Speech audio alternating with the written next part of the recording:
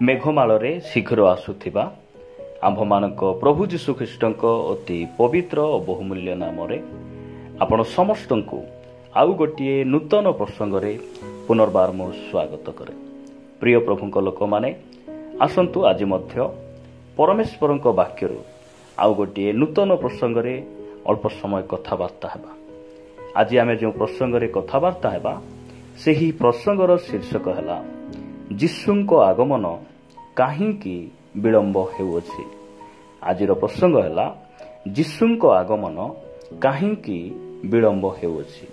ଏହି ପ୍ରସଙ୍ଗରେ ପ୍ରଭୁଙ୍କ ବାକ୍ୟରୁ ଆମେ ଅଳ୍ପ ସମୟ କଥାବାର୍ତ୍ତା ହେବା। ଆସନ୍ତୁ ପ୍ରଭୁଙ୍କ ବାକ୍ୟରୁ ଗୋଟେ ପଦ ପାଠ କରି ଆମେ ଆଗକୁ ବଢ଼ିବା। ଆପଣମାନେ ମୋ ସହିତ ଏବ୍ରୀ ପୁସ୍ତକ 10 ଅଧ୍ୟାୟକୁ ଆସିବେ। ଏବ୍ରୀ ପୁସ୍ତକ 10 ଅଧ୍ୟାୟ 37 ପଦରେ ପ୍ରକାର ଲେଖାଯାଏ, କାରଣ ଆଉ ଅତି ଅଳ୍ପ ସମୟ ମାତ୍ର ଯାହାଙ୍କ ଆଗମନ କରିବାର ଅଛି ସେ ଆଗମନ କରିବେ ଓ ବିଳମ୍ବ କରିବେ ନାହିଁ।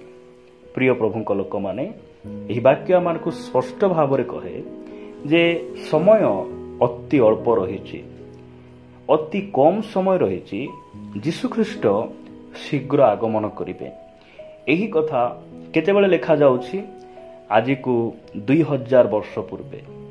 2000 ବର୍ଷ ବିତିଗଲା।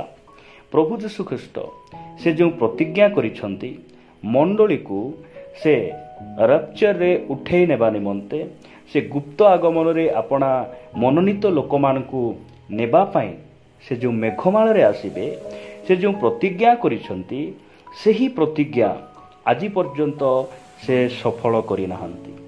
ଆଜି ମୁଁ ପ୍ରଭୁଙ୍କ ବାକ୍ୟରୁ କହିବା ପାଇଁ ଚାହେଁ ଯେ ଏହି ଏବ୍ରୀ ପୁସ୍ତକର ଲେଖକ କହନ୍ତି ଅତି ଅଳ୍ପ ସମୟ ମାତ୍ର ସେ ଶୀଘ୍ର ଆଗମନ କରିବେ, ସେ ବିଳମ୍ବ କରିବେ ନାହିଁ।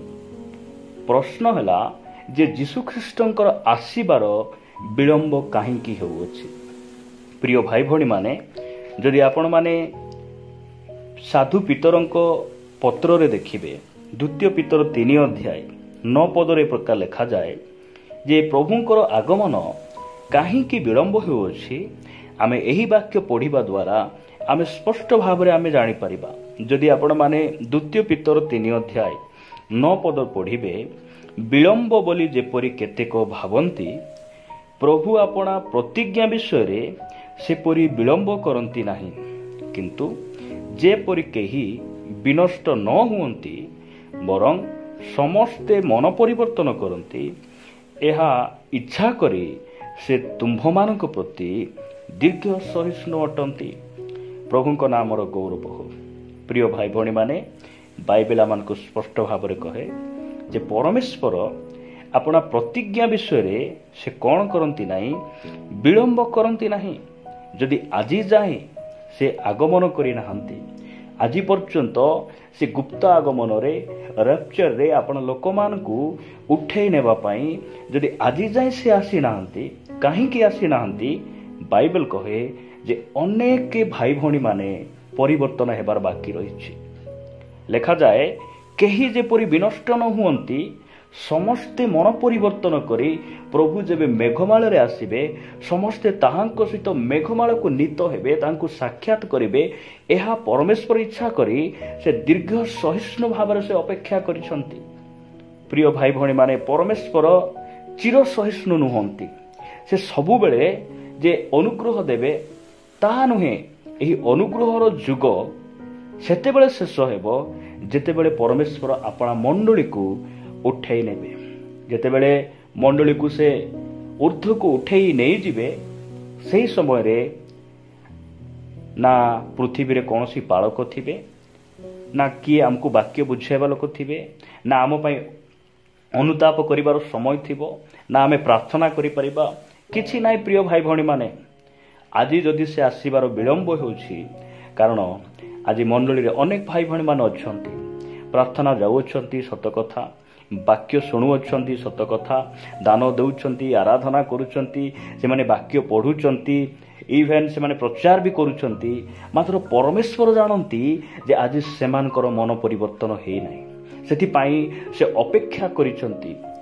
ସେ ଦୀର୍ଘ ସହିଷ୍ଣୁ ଭାବରେ ସେ ସେହି ସବୁ अपरिवर्तन जीवन को देखिला परे मध्य से कौन करिसंती अपेक्षा करिसंती मोर लोक माने मंडली रे रही मध्य केही जेपरि विनष्ट न हेबे एहा से अपेक्षा करी विलंब करूअछंती प्रिय भाई भणी माने सेति पई आमे आजी जाई जदी हमर मन परिवर्तन हेई नाही आमनकर आत्मिक जीवन ठीक नाही हेई पारे आमे दान देउछु प्रार्थना जाउछु गीत गाउछु आमे सब करूछु मंडली रो समस्त विज्ञापन रे आमे संयुक्त अटु मंडली रो समस्त परंपरा रे आमे भागीदार होउछु बहुत भल विषय मात्र परमेश्वर आमर अंतर को से देखंती आ से चाहूचंती मोर आगमन पूर्वे मोर आसीबार पूर्वे तुमे पाप छाड़ मन परिवर्तन कर मो निकट को फेरी आस कारण मोर आगमन भाव नाई जे मो विलंब हेबो मु आसीबाटा जे विलंब हेबो एहा तुम्हे माने भाव नाई परमेश्वर एहा से आमान को कहिबा पई चाहंती आमे वाक्य रो गोटे पद देखि आमे आगु बढ़िबा मो सहित आपण माने माथ्यू लिखित सुसमाचार 25 अध्याय को आसीबे माथ्यू लिखित सुसमाचार 25 अध्याय 5 6 आउ 7 पद मु पढ़िबा पई चाहे लिखा जाए बरंक आसीबार विलंब हुंते समस्ते ढुलाऊ ढुलाऊ सई पड़िले प्रिय प्रभुंक लोक माने आज अनेक भाई भणी माने प्रभुंकर आगमन कथा शुणुचंती रेप्चर कथा शुणुचंती हेई पारे आज अनेकंक मन मध्य रे एही प्रश्न रही जे मु तो वर्ष वर्ष धरी मु छोट बेलू मु वाक्य शुणी आसुची जीशु आसीबे आसीबे मात्र मते आज 90 वर्ष हेलानी मते 85 वर्ष हेलानी काई जीशुंकर आगमन हेउ नाही एही प्रकार आसीबार विलंब देखि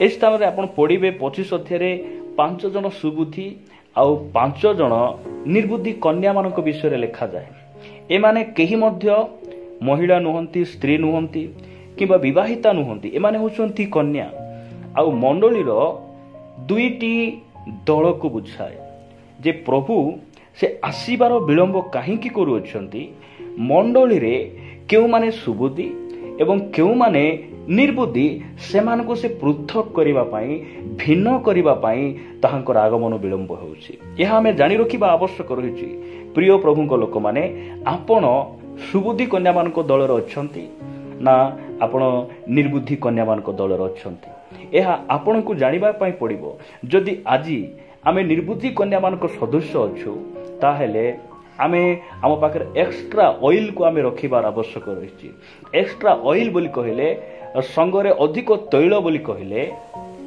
आमे पर्सनाली आमर प्रार्थना जीवन ठीक रहिबार आवश्यक रहिछि व्यक्तिगत भाव रे आमे वाक्य पढ़िबा आवश्यक रहिछि व्यक्तिगत भाव रे आमर वर्शिप करिबार आमे आवश्यक रहिछि एही निर्बुद्धि कन्या माने से माने आपण संगे से माने तैल नेले नाही आज निर्बुद्धि कन्या बोली कहिले आपण काहाकू बुझिबे आज अनेक भाई भणी माने केवल रविवार प्रार्थना रे से माने संतुष्ट ही जानती निर्बुद्धि कन्या माने से माने व्यक्तिगत भाव में से प्रार्थना करती ना से अधिक सहभागिता से पसंद ना केवल रविवार दिन टिके जीवे निज इच्छा रे बसिबे निज इच्छा रे गाइबे निज इच्छा सब करिवे आ ताठारु अधिक आउ किछि आवश्यक नहीं मात्र जो माने कि सुबुद्धि कन्या माने से माने दीप जालिले आ ता सहित से माने एक्स्ट्रा ऑयल को से माने नेले कारण से माने जेपरी सबु बेले तांकर प्रदीप को से माने जळाई बरंकर साक्षात करिबा निमंते से माने प्रस्तुत रहिबे प्रिय प्रभुंक लोक माने आमे सुबुद्धि कन्या माने आमे हेबार आवश्यक रहिछि जे आमे आमर सहभागिता एक्स्ट्रा आमर सहभागिता रहिबार आवश्यक रहिछि आमे व्यक्तिगत भाव में आमे वाक्य पढ़िबार आवश्यक रहिछि केवल मंडली रे जो प्रभुंक दास माने वाक्य दउछंती ताहा सुनी आमे संतुष्ट होई जिबा ताहेले आमे निर्बुद्धि कन्या मानक स्तर रे आमे पळाई आसीबा लेखा जाए बरंकर आसीबार विलंब हुंते समस्ते ढुलाउ ढुलाउ सोई पड़िले किंतु अर्धरात्र रे एही देख बर तांको संगरे साक्षात करबाकू बाहर एपरि कोलाहल हैला सेतेबेले सेही कन्या समस्ते उठी आपणा आपणा प्रदीप सजाड़िले एई सुबुद्धि कन्या माने निजर प्रदीप को से माने सजाड़िले मात्र निर्बुद्धि लोक मानको ठारे तैल नथिला से माने बरं को साक्षात करि पारिले नाही जे समय से माने दुकान रु तैल आणुचंती ଆଉ ସେ ସମୟରେ ସେମାନଙ୍କ ପ୍ରଦୀପ ସେମାନେ ଜଳାଇ ସାକ୍ଷାତ କରିବା ପାଇଁ ଚେଷ୍ଟା କରୁଛନ୍ତି, ମାତ୍ର ବିଳମ୍ବ ହେଇଯାଉଛି, ସେମାନେ ପାରୁନାହାନ୍ତି। ପ୍ରିୟ ଭାଇ ଭଉଣୀ ମାନେ, ଆପଣ ଭାବନ୍ତୁ ନାହିଁ ପ୍ରଭୁଙ୍କର ଆଗମନ ବିଳମ୍ବ ହେବ, ସେ ଆସିବେ ନାହିଁ, ଏ ପ୍ରକାର ଭାବନ୍ତୁ ନାହିଁ। ପରମେଶ୍ୱର ତାହାଙ୍କର ପ୍ରତିଜ୍ଞା ବିଷୟରେ ସେ ବିଳମ୍ବ କରନ୍ତି ନାହିଁ। ସେ ଆପଣଙ୍କୁ ମୋତେ ନେବା ପାଇଁ ସେ ଶୀଘ୍ର ଆସୁଅଛନ୍ତି। ସେଥିପାଇଁ ଆମକୁ ଶୀଘ୍ର ମନ ପରିବର୍ତ୍ତନ କରିବା ଆବଶ୍ୟକ ରହିଛି। ଆମେ ନିଜକୁ ଭାଙ୍ଗିବାର ଆବଶ୍ୟକ ରହିଛି। ପ୍ରଭୁଙ୍କର ଗୋଡ଼ ଧରି ଅନୁତାପ କରି ଆମେ ଆମ ଜୀବନକୁ, ଆମର ହୃଦୟକୁ ଆମେ ପ୍ରଭୁଙ୍କ ସାହାଯ୍ୟରେ ପରିଷ୍କାର କରିବା ଆବଶ୍ୟକ ରହିଛି। ଯଦି ଆପଣମାନେ ଦେଖିବେ, ଆଉ ଗୋଟେ ବାକ୍ୟ ମୁଁ ଆପଣମାନଙ୍କ ନିକଟରେ ରଖିବା ପାଇଁ ଚାହେଁ। ପ୍ରିୟ ପ୍ରଭୁଙ୍କ ଲୋକମାନେ, ଆମେ ଦେଖୁଛୁ ଯେ ପ୍ରଭୁଙ୍କର ଆଗମନ କାହିଁକି ବିଳମ୍ବ?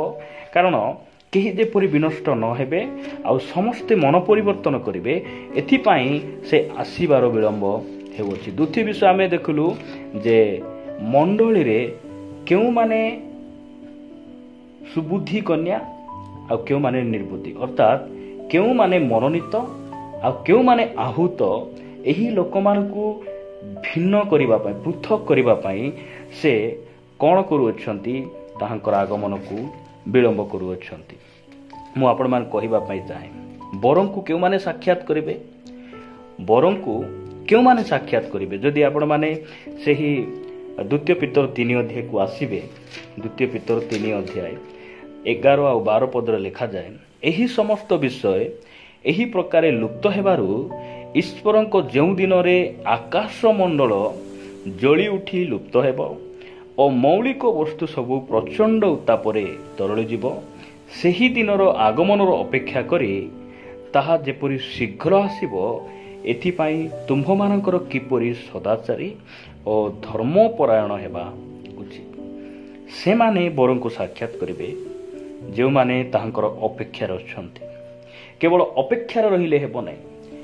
ନିଜର ଆଚାର ବ୍ୟବହାରକୁ ସଜାଡ଼ି, ନିଜ ଜୀବନକୁ ପରିବର୍ତ୍ତନ କରି, ନିଜ ମନକୁ ପରିବର୍ତ୍ତନ କରି, ଦିନ ପ୍ରତିଦିନ ପବିତ୍ର ଜୀବନ ଯାପନ କରି ତାହାଙ୍କ ସହିତ ଗମନାଗମନ କରୁ କରୁ ତାହାଙ୍କର ଆଗମନର ଅପେକ୍ଷାରେ ଯେଉଁମାନେ ଅଛନ୍ତି, ସେମାନେ ବରଙ୍କୁ ସାକ୍ଷାତ କରିବେ। ସେଥିପାଇଁ ପ୍ରିୟ ଭାଇ ଭଉଣୀମାନେ, ମୁଁ ଆପଣମାନଙ୍କୁ କହିବା ପାଇଁ ଚାହେଁ, ଆମେ ତାହାଙ୍କର ଅପେକ୍ଷାରେ ରହିବା। ଯଦି ଆମେ ମନ ପରିବର୍ତ୍ତନ କରିନାହୁଁ, ଆଜି ପର୍ଯ୍ୟନ୍ତ ବର୍ଷ ବର୍ଷ ହେଲା ଆମେ ମଣ୍ଡଳୀରେ ଅଛୁ, ବାକ୍ୟ ଶୁଣୁଛୁ, ଆମେ ପ୍ରାର୍ଥନା କରୁଛୁ, ଦାନ ଦେଉଛୁ, ମାତ୍ର ଆମର ଆତ୍ମିକ ଜୀବନ ଯଦି ଠିକ୍ ନାହିଁ, ଆଜି ସୁଯୋଗ ଅଛି। ଏହି ଅନୁଗ୍ରହର ସମୟ ଥାଉ ଥାଉ ଆମେ ପ୍ରଭୁଙ୍କ ନିକଟକୁ ଫେରି ଆସିବା, ତାହାଙ୍କର ଗୋଡ଼ ଧରିବା, ତାଙ୍କୁ କ୍ଷମା ମାଗିବା ଆଉ ତାହାଙ୍କର ଆଗମନ ନିମନ୍ତେ ପ୍ରସ୍ତୁତ ହେବା।